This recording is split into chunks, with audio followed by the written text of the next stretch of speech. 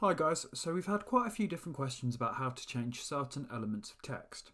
So what I'm going to do is I'm going to show you how to use the language option on Zenler. So I'm going to go over into my admin and then I'm going to go over to site. And then from this menu I'm going to click on language. So a good example here is if I go to message and I scroll down and coupon invalid.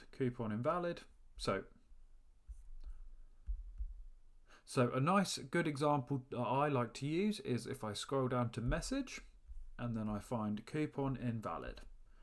So this is what we have in the code. So if you have any problems with the language, this is what we would call it. And it's written into various things on the back end and it's a pretty useful thing to have. This is the default message. So what will spit out is coupon invalid. And this is again the same message over again. So what I'm going to do is I'm going to I'm going to try and use a coupon and then have a look. So I'm going to open up a new incognito window. And I'm going to go to my website. So let's just test this flow. I'm going to click on this. I'm going to enroll. I'm going to click on redeem coupon. And I'm going to type in test. So apply. There we go. Coupon invalid. So let's try that again. We'll refresh the page and we'll try this again, but we will change coupon invalid to, so we'll change it to your coupon is invalid and we'll click save. Okay, now we'll go back to our incognito window and we'll refresh. Sometimes you might need to clear the cache and we'll type in test. And there we go. So it's now updated what text I've told it to open. So, your coupon is invalid. There we go.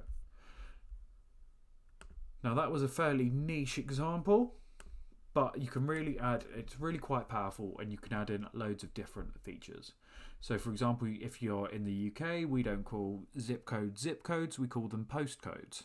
So you might want to change that, for example. States, again, UK, US, we don't really have states.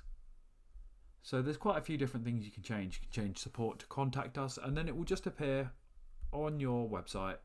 So for example, support won't be called support. It will be called whatever you've called it. And it's just a quick, easy, nice, powerful way of getting all these things changed around.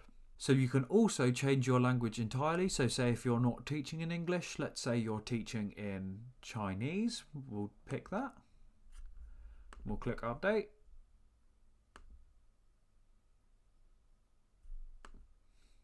And there you can see it's all in Chinese. We'll change it back to English because otherwise that's going to confuse the hell out of me later on. So I'm just going to update that back again. And done. There we go. And so that's how to change language settings in Zenler.